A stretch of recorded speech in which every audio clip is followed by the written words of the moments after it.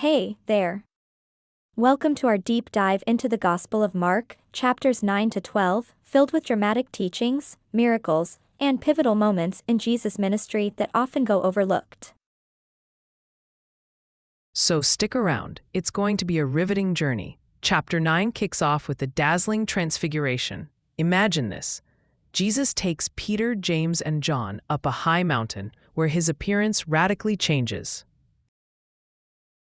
His clothes turn intensely white, and Elijah and Moses appear, chatting with him. This moment is huge, underscoring Jesus' divine glory. Peter's reaction is to build shelters, but a voice from a cloud says, "This is my son, whom I love. Listen to him," signaling Jesus' divine authority. As we move into chapter 10, Jesus tackles some tough topics.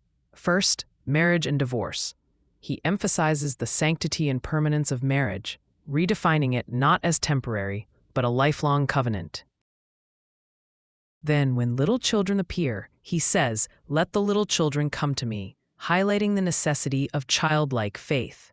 He also meets a rich young man searching for eternal life and teaches that wealth can be a barrier to entering God's kingdom. Chapter 11 begins with Jesus' triumphal entry into Jerusalem. Riding on a donkey, he fulfills prophecy, and people shout, "Hosanna," signaling him as the Messiah. Yet, something striking happens after. Jesus curses a fig tree for its barrenness, symbolizing judgment on an unfruitful nation.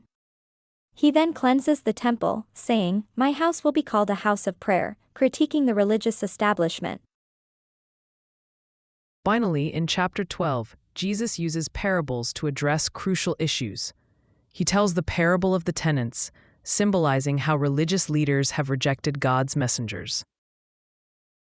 He teaches about paying taxes, famously saying, "Give back to Caesar what is Caesar's, and to God what is God's," blending practical life with spiritual duty. The chapter closes with the story of the widow's offering, illustrating genuine faith and sacrifice over wealth and appearance. Each chapter here is rich in teaching and significance. From revealing Jesus' divine nature to challenging religious conventions and offering profound wisdom, chapters 9 to 12 in Mark are much more than stories. They are life lessons that still resonate.